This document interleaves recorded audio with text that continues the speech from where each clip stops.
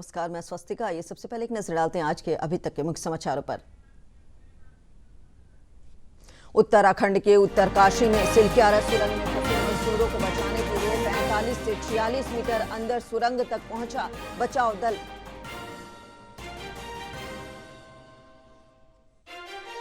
बिहार को विशेष राज्य का दर्जा देने के लिए राज्य सरकार ने केंद्र को भेजा प्रस्ताव।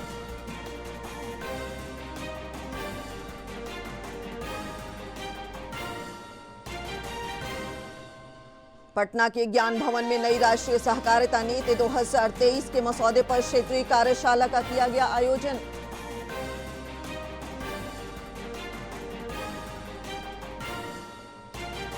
और गया से कोलकाता जा रही बस डोभी रोड पर हुई दुर्घटनाग्रस्त, एक व्यक्ति की मौत।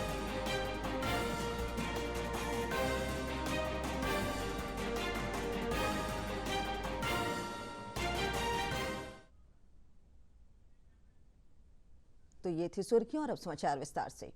उत्तराखंड के उत्तरकाशी में सिलक्यारा सुरंग में फंसे बिहार के 5 मजदूरों समेत 41 श्रमिकों को निकालने के लिए बचाव अभियान जारी है। बचाव दल 45 से 46 मीटर अंदर सुरंग तक पहुंच चुका है। पेश एक रिपोर्ट। 45 से 46 मीटर अंदर सुरंग तक पहुंच चुका है। हालांकि कुछ बाधाओं के कारण बचाव अभियान प्रभावित भी हो रहा है। फंसे हुए श्रमिकों के लिए पाइपलाइन के जरिए भोजन, फल, पानी और दवाएं सुरंग में भेजी जा रही हैं। व्यवस्था ये भी बहुत अच्छी है कि श्रमिक बाहर आ जाएंगे तो उन्हें बेहतर मेडिकल सुविधाएं दी जा सके। बेहतर इलाज के लिए उन्हें ऋषिकेश में अखिल भारतीय आयुर्विज्ञान संस्थान ले जाने के लिए पर्याप्त संख्या में एम्बुलेंस तैयार रखी गई हैं। गंभीर स्थिति में पाई जाने पर श्रमिकों को एयरलिफ्ट करा के अस्पताल पहुंचाया जाएगा। इन सब के बीच खुद प्रधानमंत्री नरेंद्र मोदी राहत और बचाव कार्यों पर नजर बनाए हुए हैं। उनकी रोज मुख्यमंत्री पुष्कर सिंह धामी से फोन पर बातचीत हो रही है। इन सब के अलावा केंद्रीय सड़क परिवहन और राजमार्ग राज्य मंत्री जनरल वीके सिंह लगातार घटनास्थल पर मौजूद रहकर स्थिति का जायजा ले रहे हैं। मुख्यमंत्री पुष्कर सिंह धामी कह रहे हैं कि अभियान अब अंतिम चरण में पहुंच चुका है। बढ़ते हैं अगली खबर की ओर। राज्य सरकार ने बिहार को विशेष राज्य का दर्जा देने का प्रस्ताव केंद्र सरकार को भेज दिया है। ये प्रस्ताव मंगलवार को कैबिनेट की बैठक में पारित हुआ था। इसमें विशेष दर्जा के पक्ष में आंकड़ों के साथ तर्क दिए गए हैं। प्रस्ताव में कहा गया है कि राज्य में निर्धनों को गरीबी से बाहर निकालने और कल्याणकारी योजनाओं के लिए 2.5 लाख करोड़ रुपए की आवश्यकता पड़ेगी। विशेष राज्य का दर्जा मिलने पर बिहार को हर साल 50,000 करोड़ रुपए की बचत होगी।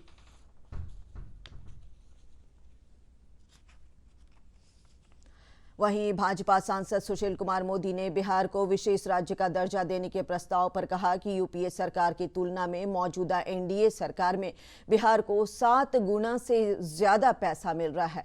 इसके बावजूद भी भेदभाव का आरोप लगाया जा रहा है।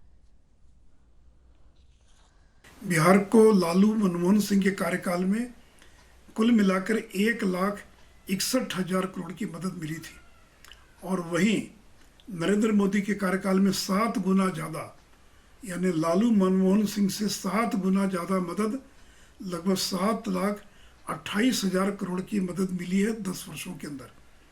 केंद्रीय करों में हिस्सा जिसको डिवोल्यूशन कहा जाता है, वो लालू मनमोहन के राज में मिला था 1,06,000 करोड़ और नरेंद्र मोदी के राज में केंद्रीय करों में हिस्सा मिला है 4,57,000 करोड़ और सहायक अनुदान जो है वो 54,800 करोड़ की तुलना में बढ़कर 2,70,000 करोड़ हो गया। बढ़ते हर्ष फायरिंग की घटनाओं की रोकथाम के लिए बिहार पुलिस मुख्यालय के आदेश पर पटना पुलिस ने भी तैयारी कर ली है। पटना सेंट्रल एसपी वैभव शर्मा ने बताया कि त्योहारों की समाप्ति के बाद अब विवाह समारोह का सिलसिला शुरू हो गया है। ऐसे में कहीं भी हर्ष फायरिंग की सूचना मिलती है तो लड़का और लड़की पक्ष दोनों पर कार्रवाई की जाएगी। शादी विवाह का जो टाइम है वो स्टार्ट हो गया है, तो बिहार पुलिस मुख्यालय के ऑर्डर के अनुरूप ही पटना पुलिस के द्वारा जितने भी हमारे क्षेत्र में मैरिज हॉल वाले हैं, बैंकेट गार्डन वाले हैं, होटल्स हैं, उन सभी को मीटिंग करते हुए नोटिस उपलब्ध करा दिया गया है। साथ ही साथ जो हर्ष फायरिंग की जो कंडीशंस हैं उन सबको भी जो नए रूल्स आए हैं वो प्रोवाइड करवा दिए गए हैं, रिसीव करवा दिए गए हैं। इसके हिसाब से अब जितने भी मैरिज हॉल वाले हैं उन लोगों को ना केवल उन लोगों की खुद की एक रिस्पॉन्सिबिलिटी रहेगी कि उनके यहाँ जो भी कार्यक्रम हो रहा है उसमें हर्ष फायरिंग ना हो, साथ ही साथ जो भी वर वधू पक्ष के लोग रहेंगे उनकी भी रिस्पॉन्सिबिलिटी रहेगी। जैसा कि आप लोगों को मालूम है कि हर्ष फायरिंग अपने में एक अपराध है, तो होटल संचालक अब ये कह के नहीं बच सकते कि उनको इस चीज़ का आइडिया नहीं था। विशेष संक्षिप्त मतदाता सूची पुनरीक्षण कार्य को लेकर पटना सिटी के गुलजार बाग स्थित मिनी इंडोर स्टेडियम में सिटी एसडीओ के नेतृत्व में एक बैठक आयोजित हुई, जिसमें पटना साहिब विधानसभा क्षेत्र के सभी बीएलओ, एईआरओ, सुपरवाइजर और विभिन्न विद्यालयों और महाविद्यालयों के प्राचार्य उपस्थित थे। बैठक के दौरान 1 जनवरी 2024 को 18 वर्ष की उम्र पूरी करने वाले नए मतदाताओं के नाम मतदाता सूची में जोड़ने का निर्देश जारी किया गया। भरवा पा रहे हैं, ना विकास मित्र भरवा पा रहे हैं, ना ही एएनएम भरवा पा रही हैं। सारे फॉर्म लोगों को 18 से 20 साल के उम्र के लोगों को, नौजवानों को, नवयुवक, नव युवतियों को जोड़ना है, जिसकी संख्या टारगेट मिला है अबाउट 15,000।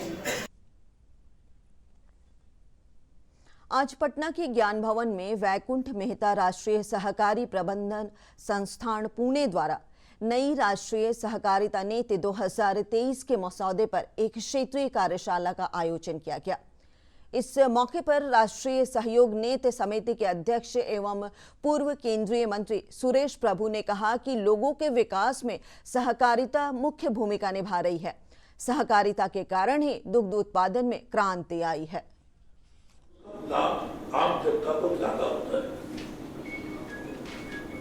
अभी हम पूरे देश में भ्रमण कर रहे, तो मैं गुजरात में था 2 दिन पहले। हम दूध तो रोज पीते ही है, और दूध तो वैसे बनाने के लिए कोई फैक्ट्री नहीं है, प्रोसेसिंग की फैक्ट्री होती है। दूध तो गाय भैंस ही बना देती है, लेकिन वो दूध की वजह से पूरे देश में एक बड़ी क्रांति गुजरात से शुरू हुई, बाकी और जगह भी फैल गई, और व्हाइट रिवॉल्यूशन, वैसे उसका नाम तो ऑपरेशन फ्लड, उसकी वजह से पूरे देश में सहकारिता के माध्यम से लोगों को बहुत बड़ा लाभ। गया में बिहार राज्य खादी ग्रामोद्योग बोर्ड पटना द्वारा राज्य स्तरीय खादी मेला सह उद्यमी बाजार का आयोजन किया गया। मेले का उद्घाटन जिलाधिकारी डॉक्टर त्यागराजन एसएम ने किया। मौके पर उन्होंने कहा कि इस 10 दिवसीय मेले में पूरे राज्य की 115 खादी एवं ग्रामोद्योग संस्थानों ने भाग लिया है। हर काउंटर पर बिहार उत्पादित अलग अलग हस्त निर्मित एवं आधुनिक उत्पादों की बिक्री की जा रही है। 12 दुकानें जो खादी और विभिन्न प्रोडक्ट्स का हम लोगों ने यहाँ पर प्रदर्शन दिया है। इसमें लोगों को काफ़ी फ़ायदा होगा।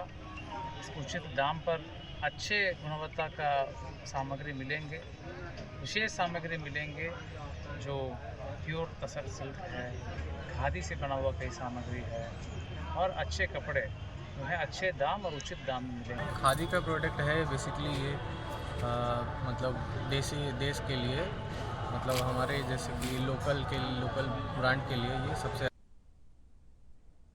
गया से कोलकाता जा रही बस कल रात डोभी रोड पर दुर्घटनाग्रस्त हो गई। इस घटना में एक व्यक्ति की मौत की खबर है, साथ ही कई लोग घायल हो गए हैं।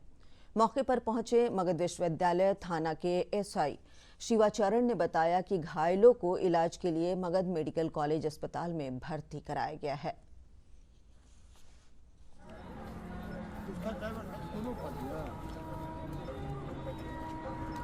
गाड़ी दुर्घटना घटी है, यहाँ पर एक्सीडेंट किया है। हम लोग आए तो तब तक जो इंजर्ड था उसको भेज दिया गया था स्थानीय अस्पताल में। हाँ, स्थानीय अस्पताल में, और एक की मृत्यु हो गई है। औरंगाबाद पुलिस ने मिनी गन फैक्ट्री का उद्भेदन कर बड़ी संख्या में अवैध हथियार बरामद किया है। इस सिलसिले में 5 लोगों की गिरफ्तारी भी हुई है। पुलिस अधीक्षक स्वप्ना गौतम मेश्राम ने बताया कि मिनी गन फैक्ट्री में निर्मित होने वाले हथियारों की आपूर्ति बिहार के विभिन्न जिलों में की जाती थी।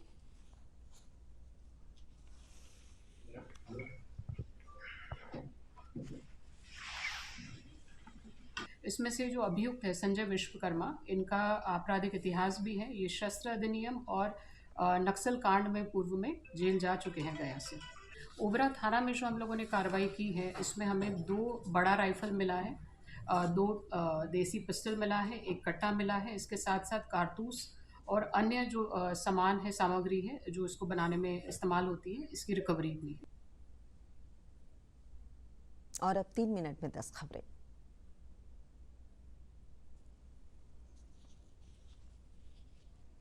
प्रधानमंत्री नरेंद्र मोदी कल आकाशवाणी पर मन की बात कार्यक्रम में देश विदेश के लोगों को करेंगे संबोधित।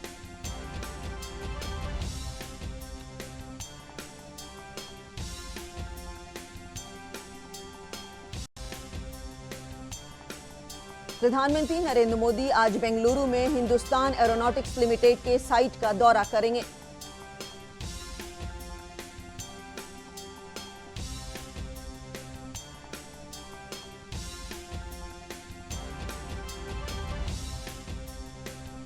तेलंगाना में विधानसभा चुनाव के लिए प्रचार जोरों पर। प्रधानमंत्री नरेंद्र मोदी आज से 3 दिन तक चुनावी जनसभा को करेंगे संबोधित।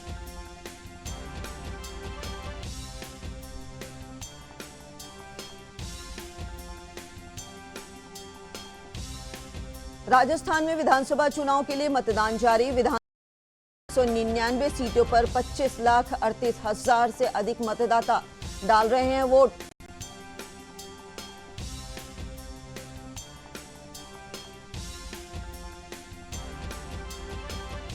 वित्त मंत्री निर्मला सीतारमण आज केरल में विभिन्न बुनियादी ढांचागत क्षेत्रों के विकास के लिए वित्तीय सहायता जारी करेंगी।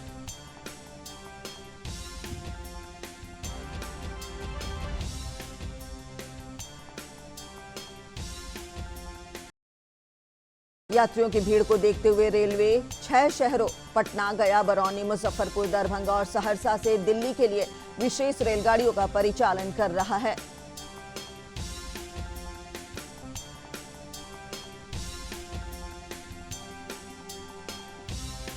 भारत सेवा श्रम संघ गया शाखा के शताब्दी समारोह में 4 दिवसीय हिंदू धर्म सांस्कृतिक शिक्षा कार्यक्रम आयोजित की जाएगी।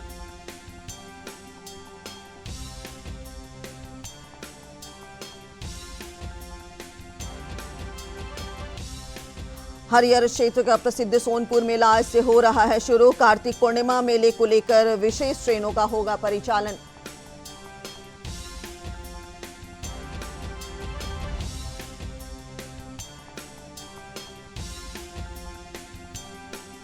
दानापुर में कल एक अपराधी ने एक महिला की गला रेतकर हत्या कर दी।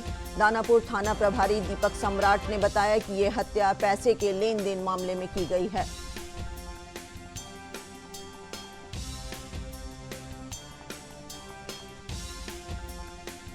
राजधानी पटना समेत प्रदेश के अधिकांश भागों में पछुआ हवा के प्रभाव से ठंड बढ़ी। कई शहरों के न्यूनतम तापमान में भी गिरावट दर्ज की गई है।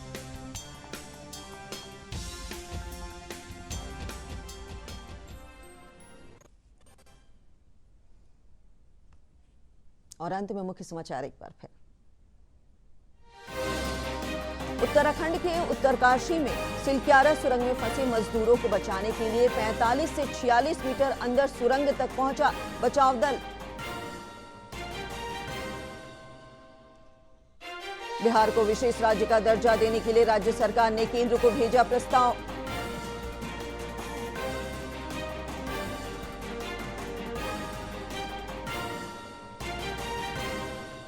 पटना के ज्ञान भवन में नई राष्ट्रीय सहकारिता नीति 2023 के मसौदे पर क्षेत्रीय कार्यशाला का किया गया आयोजन।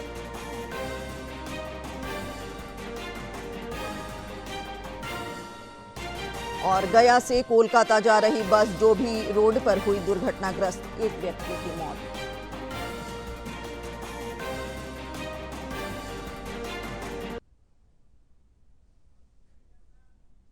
इसके साथ ही प्रादेशिक समाचार का ये बुलेटिन समाप्त हुआ। नमस्कार।